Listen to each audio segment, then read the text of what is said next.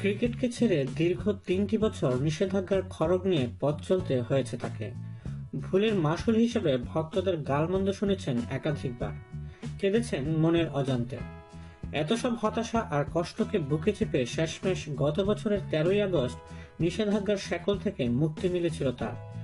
বলছিলাম সাবেক টাইগার দলনেতা মোহাম্মদ আশরাফুলের কথা। সম্প্রতি নিজের ফেসবুকে মায়ের অসুস্থতার খবর প্রকাশ করে একটি স্ট্যাটাস দিয়েছেন আশরাফুল, যেখানে মায়ের প্রতি তার অগাধ ভালোবাসার বহিঃপ্রকাশ ঘটেছে, সঙ্গে কিছু হতাশাও।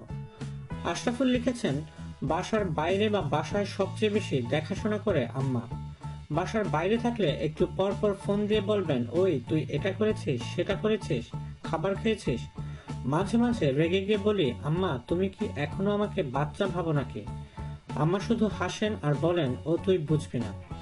কিছুক্ষণ আগে আম্মা অসুস্থ বোধ করায় ওনাকে হসপিটালে নেওয়া হয়েছে। আমার কপালটাই খারাপ, যখনই ঘুরে দাঁড়াই তখনই একটা না একটা বিপদ আসবেই।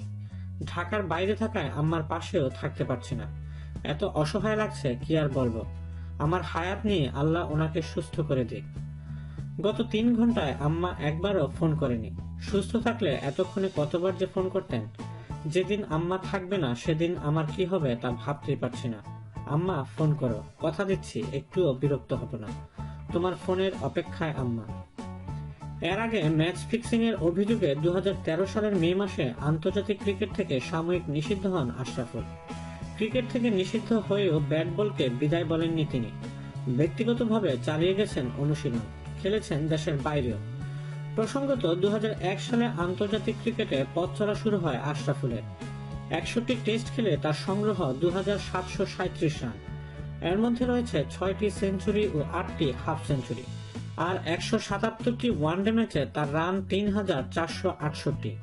রয়েছে ৩টি সেঞ্চুরি ও ২০টি হাফ সেঞ্চুরি।